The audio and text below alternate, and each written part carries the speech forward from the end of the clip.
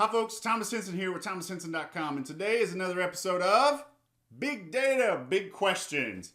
And so today's question came in from a live session. So if you're not familiar, I do a live session sometime on the weekends, and I'm thinking about incorporating another one. So if you'd like to be a part of those, make sure you check it out. I'll post those, but also let me know if there's a better time for me to do these, right? So if you'd like to see maybe a Wednesday night or a Tuesday night episode, let me know, put them in the comment section here below. And also if you have a question, go ahead and throw them down just like this one. So this one came out from my live session. One of the last questions I actually dropped off. And as I dropped off, this question came in. So I wanted to make sure that I was getting this one done and out there. So the question comes in, it's, can you learn HDFS without Java? And so this question is a little bit similar to some of the other ones that I've answered and talked about around Hadoop, right? And MapReduce, and can you do Hadoop or MapReduce or Spark without Java? But this one kind of takes a twist a little bit on more of the administrator side. So I feel like we're talking about, and we've discussed the difference between the Hadoop or developer when we're talking big data developer versus big data administrator.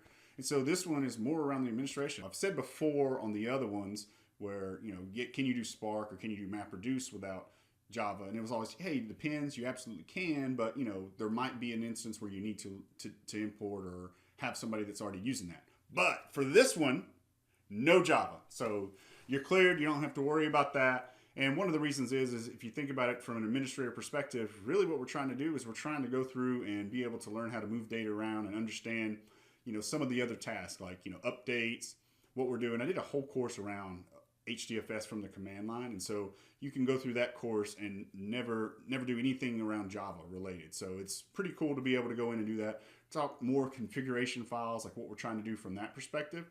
So no worries, no need for Java to be able to do HDFS. So from a high level, let's look at some HDFS commands and understand kind of what we're talking about whenever we're saying, hey, no need for Java, and then also more of a need for Linux. And so if we look here from the command line, one of the things that you can do is, go through and look at what we're doing from an HDFS perspective. So all these commands that we're going to do are HDFS DFS commands.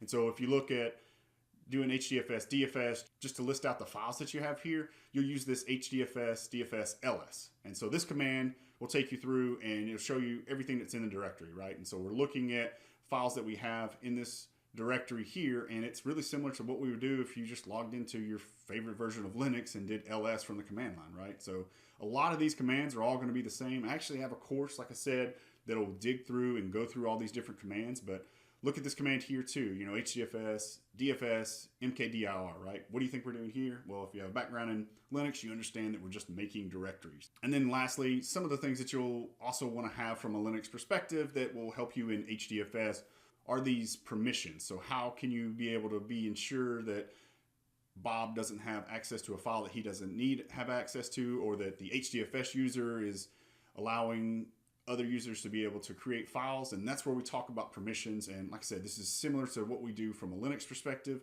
but I have a course that's all around this if you're interested in checking it out.